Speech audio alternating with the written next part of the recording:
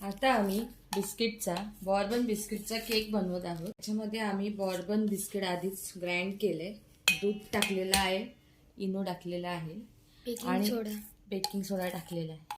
आता आम्ही air fryer मध्ये फर्स्ट आमची रेसिपी बनवणार आहे।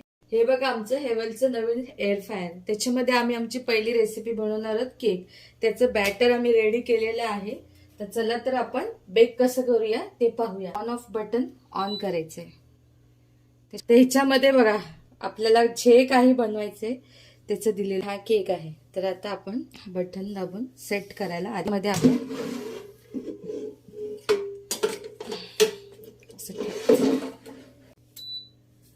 आता हे 12 मिनिटात आपलं केक रेडी होणार आहे। ते अजून कुक होतच आहे।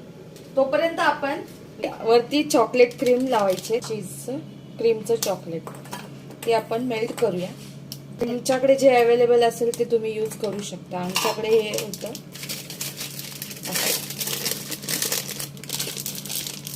पाहिजे। आता हे आपण तुकडे करून घेतलेले आहेत। आता आम्ही हे मेल्ट करायला ठेवतो। आता तुम्ही पाहू शकता 12 मिनिटं आपले कंप्लीट झालेले आहेत। तर आता आपण हे ओपन करत आहोत।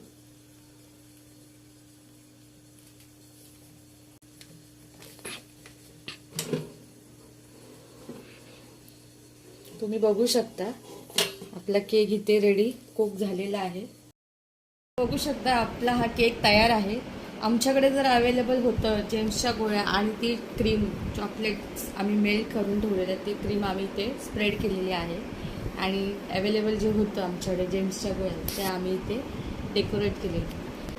केक कट करत आहोत आणि आता त्याचं आपण टेस्ट करणार आहोत की केक कसा झालेला आहे।